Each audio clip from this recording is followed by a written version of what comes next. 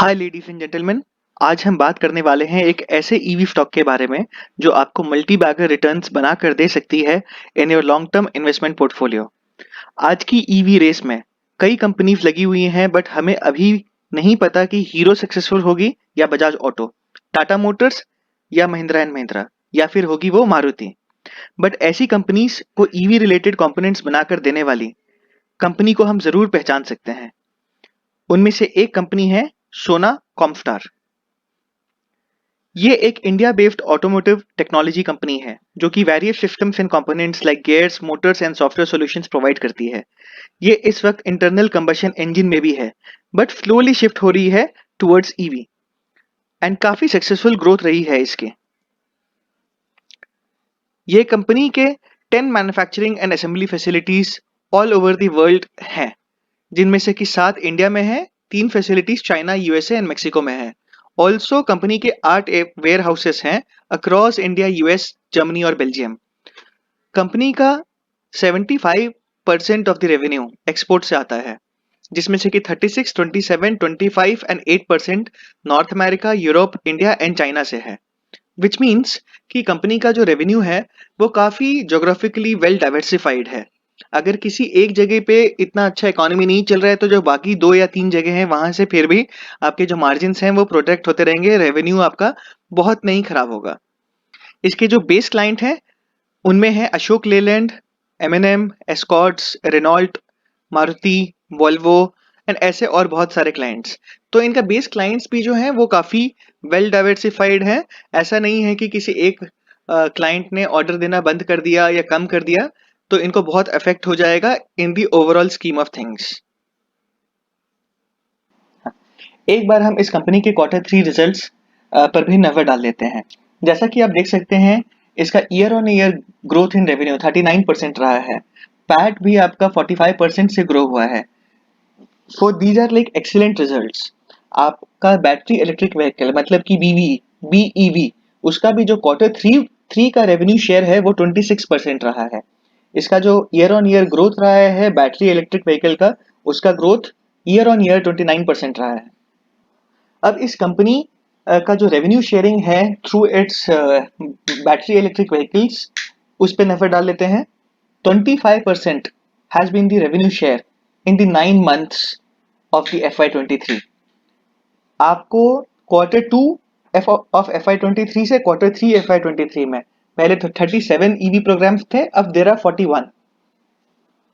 Overall, the company is at rank 7 in the world's top 10 private vehicle OEM, at third at commercial vehicle, and at seventh in the tractor segment.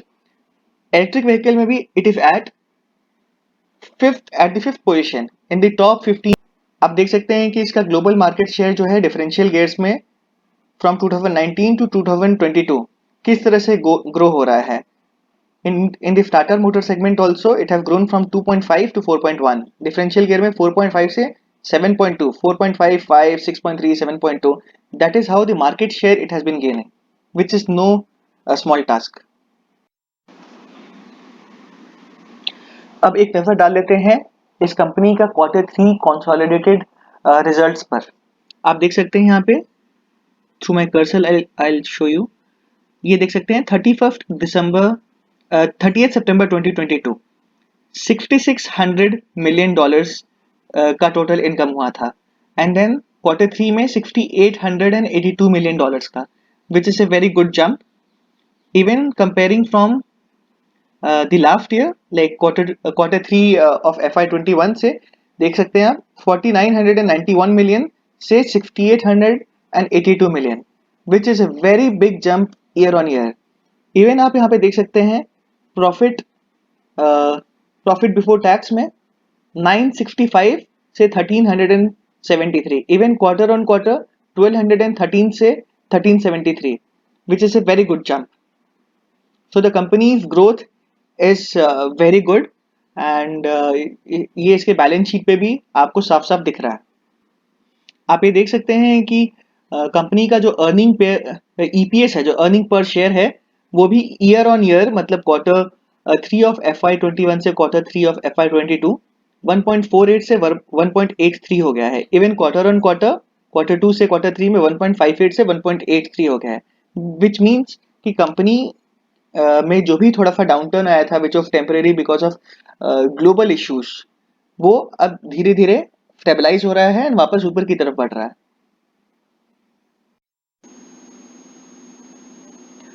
Now let's have a look at the share holding pattern. आप देखेंगे promoters का जो stake है वो 67 के आसपास रहा है, बट इन अगस्त ऑफ 2022 यहाँ 67 से 53 हो गया between June and September, because in August black rock जो कि 13% स्टेक होल्ड करता था, उसने इस कंपनी के शेयर्स को ओपन मार्केट में बेच दिया। बट फिर खरीदा किसने, ये बहुत इंपॉर्टेंट क्वेश्चन है। और आप ये देखेंगे कि एफ का अचानक ही 8.8 से 11.56 आ गया, एंड डी का 16.1 से 24.5 आ गया। खरीदा एक सिंगापुर के म्यूचुअल फंड ने एंड एस के म्यूचुअल फंड ने, विच मीन्स कि एक स्ट्रॉन्ग हैंड में ही इसके शेयर्स गए हैं। कुछ शेयर्स आपके पब्लिक ने भी देखिए यहाँ पे उठा रखे हैं, from 3 to now it's about 10। So but इसका मतलब ये नहीं है कि कंपनी का शेयर खराब है जस्ट बिकॉज की पब्लिक भी उसमें इन्वेस्टमेंट कर रही है। आजकल की पब्लिक काफ़ी इंटेलिजेंट हो चुकी है। अब थोड़ी इसकी चार्ट पे, इसके प्राइस एक्शन पे भी नजर डाल दी जाए। जो स्टॉक है वो अपने जून 24 को लिफ्ट हुआ था at 391 rupees, and then it eventually climbed up to 789 rupees. उसके बाद it started getting corrected, and now it's it is trading around 462 rupees. So it has become half, आधा हो गया है अपने ऑल टाइम हाई से। however अपने lifting price से अभी भी कुछ ऊपर है। अब ये जो इतना लंबा जो करेक्शन हुआ है 789 से 462 तक, ये हमें अपॉर्चुनिटी दे रहा है या नहीं दे रहा है खरीदने की, इसकी एनालिसिस कर ली जाए।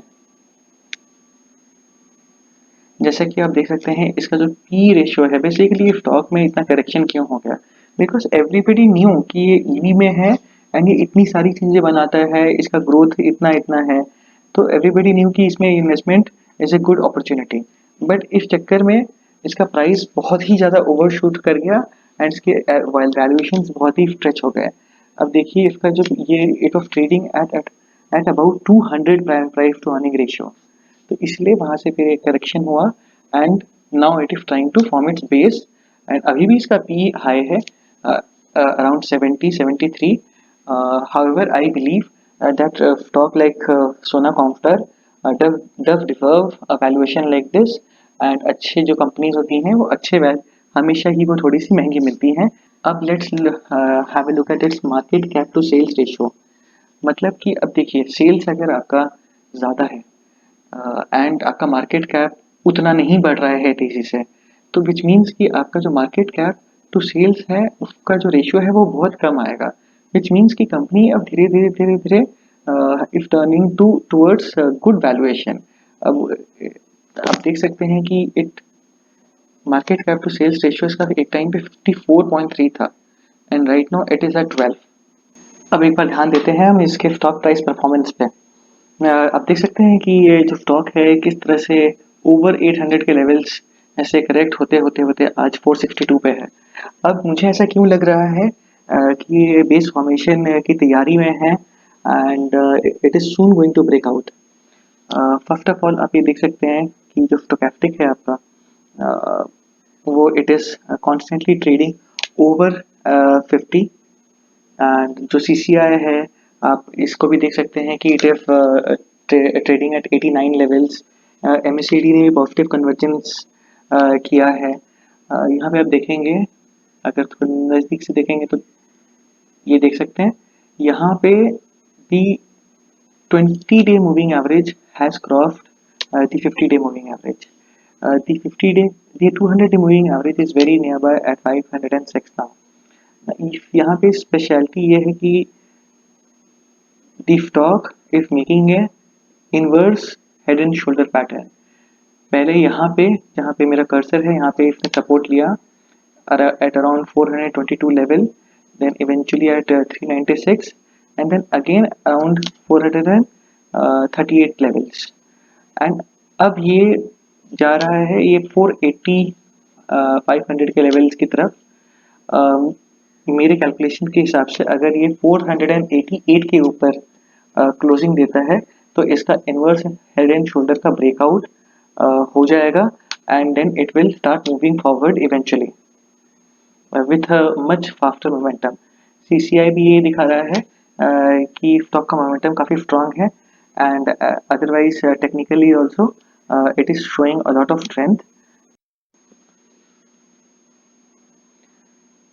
आप वीकली चार्ट पे भी देख सकते हैं किस तरीके से जब ये स्टॉक गिर रहा था तो ये अपने 20 वीक मूविंग एवरेज के ऊपर कभी क्लोज नहीं हो पा रहा था। इस बार इसने सिर्फ ना ही 20 वीक मूविंग एवरेज के ऊपर क्लोज दिया है but it is trading very comfortably above it, has closed above it. Moreover अगर आप देखेंगे एक शॉर्टर टाइम फ्रेम में which is 1 day, now it is making constantly higher lows and higher highs। यहाँ पे पहले 400 पे then 403, 438 and it is making also higher highs। So if this inverse head and shoulder is broken, then there will be a confirmation in its long term bullish story। However अगर आपको ये इसमें कोई stop loss लगाना है, हालांकि मैं तो इसमें कोई स्टॉप लॉस नहीं लगा रहा हूँ बट अगर आपको स्टॉप लॉस लगाना है तो आप 399 का फिक्स स्टॉप लॉस लगा सकते हैं। So that is all for today. जो भी मैंने आज बताया है स्टॉक के बारे में it is just for educational purposes and ये स्टॉक खरीदने से पहले आप अपने फाइनेंशियल एडवाइज़र की सलाह ज़रूर लीजिएगा। Thank you.